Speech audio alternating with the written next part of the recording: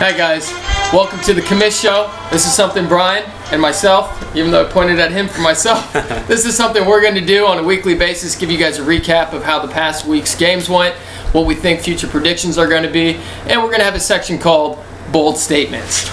So going forward here, first of all, since this is a week one recap, we want to talk about the draft here for a second. We thought everyone had a pretty solid draft. What are your thoughts? Yeah, pretty much everyone except really Jameis had a good draft. Yeah. There were a couple questionable picks, some rookies that haven't proven themselves. Let's start with his first round pick of Arian Foster, which luckily he was lucky enough to let him take that back. But Warner, you're going to have to step up your game this year if you're going to want to have a spot in the playoffs, let alone, a solid season. So let's see some improvements there. I agree. Still looking for that first win, though, but it's only been 1 week, so that's true. We'll see how long that's that true. lasts. Actually, half of us are looking for that first win. So, but going forward here, guys, we hope that it's a friendly league, good competition. We want to see some really competitive games, and feel free to start some trash talking. That's what this is about too. It makes it more fun, a little bit more exciting. So we want to see some of that excitement carry over through class through the weeks. But nonetheless, we're going to go ahead and get started with the week one recap. Brian, why don't you take us through one of the first games? Of course. So the first game we're going to say is, just because I got it up here, we got me and against Robert, and I beat him 153 to 124. That's beasting like Pablo Sanchez. Beasting like Pablo Sanchez for all you backyard sports fans out there. There we go. And hide and gore seek for Robert. Yeah. This was it was a good match. Going in, the predictions were supposed to be pretty close. Yeah. I think both you guys had solid drafts. You got some big help out there from Julio Jones, came through on Monday night for you, and Chris Ivory, also with the surprise right there. Yeah. What are your thoughts about your opponent's team? Very good team. Landry returned that punt for the touchdown. Jamal Charles, Tannehill was a little iffy, but not bad. Yeah. I think he got a little unlucky with Gore there, playing that Buffalo D, which was really good. Yeah, we know about that Buffalo D. Yeah.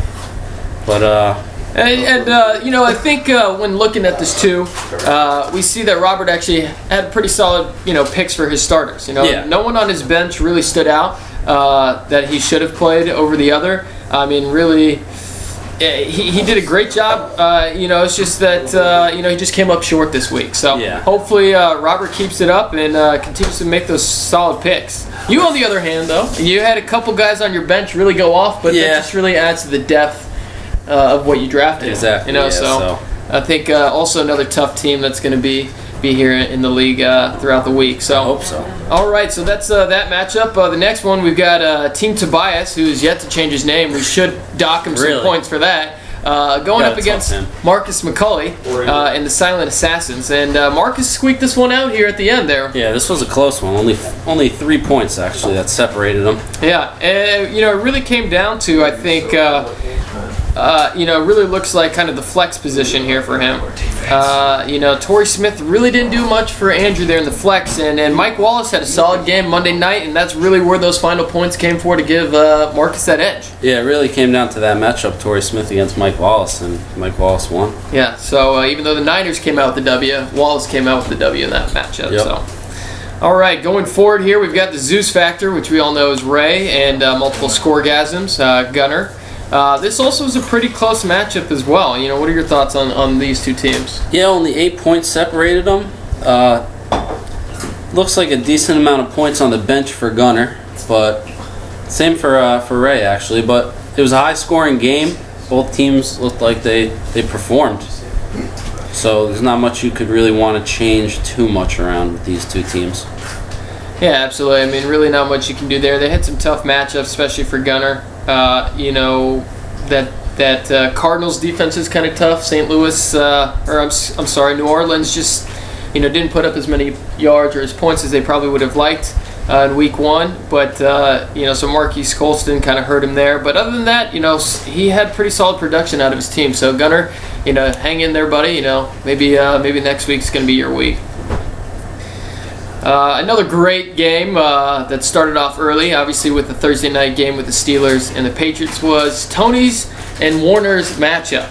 Yeah. With D's Nuts taking a huge lead early, but Tony knew what he was doing when he's drafting. I'd say Tony had one of the better drafts in our league, and he stayed patient. That first game when that happens, you get nervous because you go down. Yeah. But Tony knew he had some guys coming in and playing, and they produced. I'll tell you what, Tony put up some good numbers, and James will give you a little bit of credit. You had a couple guys that you drafted do well, but hopefully you can kind of make some progress throughout the rest of the season. Yeah, I agree there. Yeah, Jameis, you just gotta hope that your 3 guys just outscore your opponent's entire team for the rest of the season. Because that or get on the waiver wire. Yeah, we'll talk about some of that later here.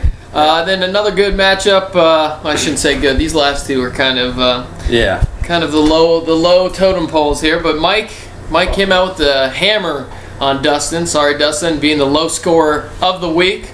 But someone's got to win that award, and this week it happened to be you.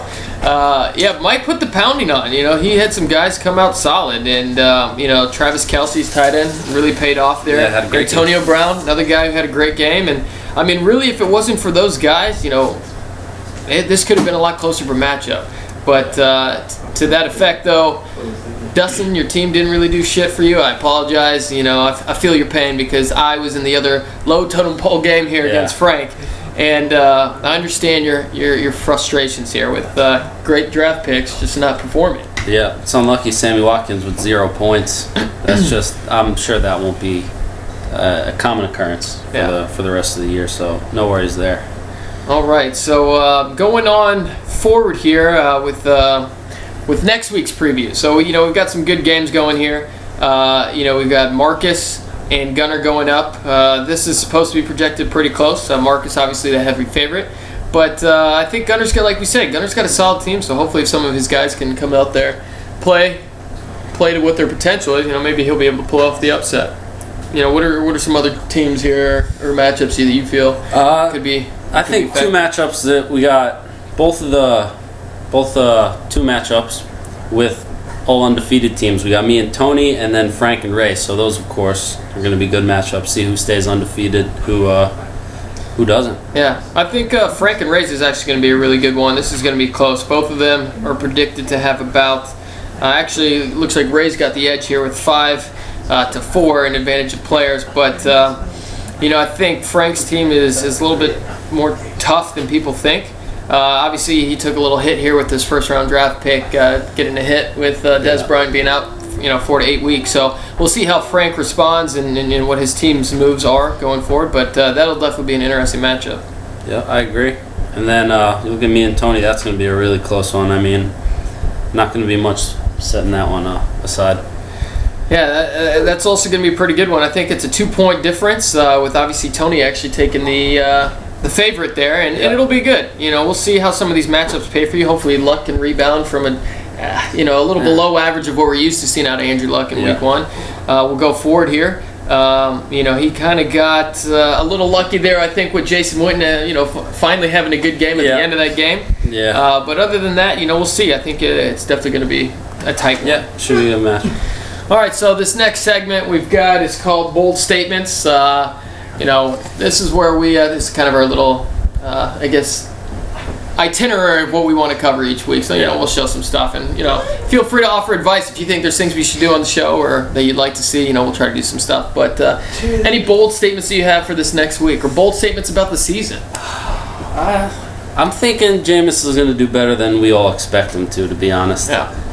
I agree. We obviously give him a hard time because he drafted like an idiot. But hopefully I think he does his price. He's got some decent players on there, so we'll see how he does. But unless he plays that waiver wire for players that aren't even in the league, which I definitely could see being a possibility, I think Warner just needs to ask people before he makes a move, does this person exist? Are they real? Yeah. And then step 2 is, do they play football? So, we'll see how it goes from there. But I think his teams is a little bit better than we joke around with there. He'll get a few wins this season.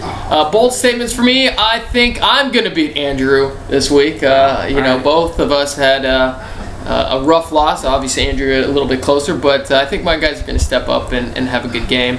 Hopefully, Peyton Manning doesn't play like dog shit. Yeah. Hopefully, Adrian Peterson touches the ball more than 12 times in a game. And, hopefully Deshaun Jackson doesn't continue to fuck my life over every time I draft him. So, we'll go from there and see how things are. Anything else that you want to add? No, I think that's about it. All right, guys, this is week 1 recap with the Commish Show. Definitely looking forward to seeing your thoughts, your feelings, your passion throughout the league. We'll see you next week.